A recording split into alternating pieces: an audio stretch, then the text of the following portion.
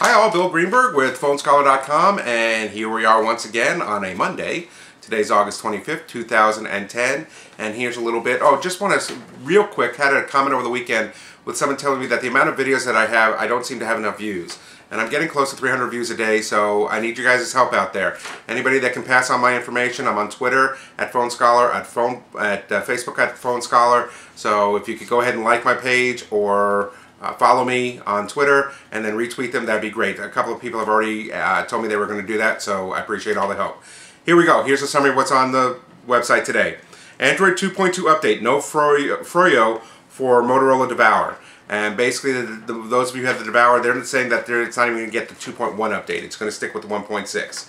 So sorry about that. A couple other phones they mentioned, the backflip is supposed to get it next month. The Click and the Click XT early Q4.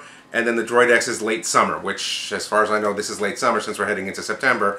But just remember, unfortunately, and it seems to be the Motorola phones more, but that's not true because the Incredible was supposed to do it anyway. Maybe it's the Verizon phones. They announce a date and then it seems to get, or they don't even announce a date, there's speculation of a date and then it seems to get pushed back. So all the rollouts have always been pushed back, so hopefully they'll get this under wraps. There is a link for the new update list. For the Android 2.2, it was updated as of yesterday, so go ahead and check that out. It's a link at the bottom. And in the middle, I also put a link for those of you who might be using Helix Launcher. For those of you who don't, Helix Launcher is an app that you can put on there that changes the home screen, and it's very, very popular. But it appears that the Android 2.2 Froyo is not working with it and communicating with it very well. So check out that app if you already have it, or if you were looking to get it, check that out first before you get your update. Next, first look, Buzz Voice for Android. And this is a really cool application. It's $4.99 for a lifetime subscription. It's already available for the iPhone. It's available online. In fact, I put links for both of those if you don't have it on those, or if you want to check it out online to see what it is. And basically, it turns your blogs and news sites into streaming podcasts. And they're personalized streaming podcasts. And so what that means is you can literally have the news read to you. And they have over 1,600 applications with that right now, including New York Times and some other things. So if you're driving in the car and you want your news read to you, there you go. It sounds really cool. I would check that out. Next, dead phones get new, sorry, I keep messing this up. Dead phones get new on the refurb market.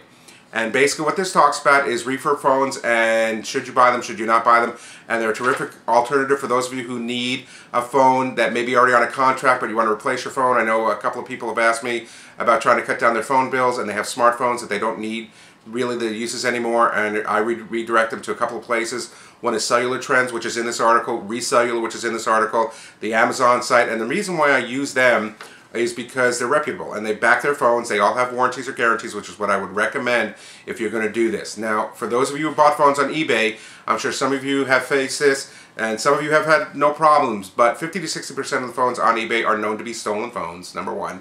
And number two, if you do have a problem with a phone, you have to try to go back to an individual, and that's not always the easiest thing to do, as opposed to these other companies that run companies to take care of it, and they all offer warranties for it. So that's a much better way to go. The other advantage with the refurbished phones is the fact that a lot of these companies are working with nonprofit organizations. Verizon Wireless, who also offers refurbished phones, actually all the carriers are now offering refurbished phones on their websites, but they offer them like the new phones. You still have to get a contract with them. You can't just buy them outright. But Verizon Wireless works with a company called Hopeline, which donates refurbished phones to battered women's shelters. And they also go one step further, is that if the phone's not refurbishable, they refurbish or they recycle the parts in the phones and the accessories, stuff like that, and then give phone cards to these shelters for the women to use also. So really, really great stuff. There's also AT&T is working with Cell Phones for Soldiers, which I've dealt with before, and it's a great organization. And what they do is they completely recycle phones. They don't refurbish them, but they recycle them, then use the money to buy air cards to give to soldiers overseas. And to date, since they started a few years ago, they've given over 75,000 phone cards to soldiers to use overseas, and Hopeline has given over 90,000 phones to these shelters. So both AT&T and Verizon have drop-off centers in their stores. So if you have an old phone that you're not using, please swing by. You can give them the phone, the accessories, the chargers, the batteries, everything. Drop them off in there. It is also tax deductible, so you can get a donation for that also. So really great thing to look into. Under categories, under Android and Apple, mobile app market reaches $2.2 billion.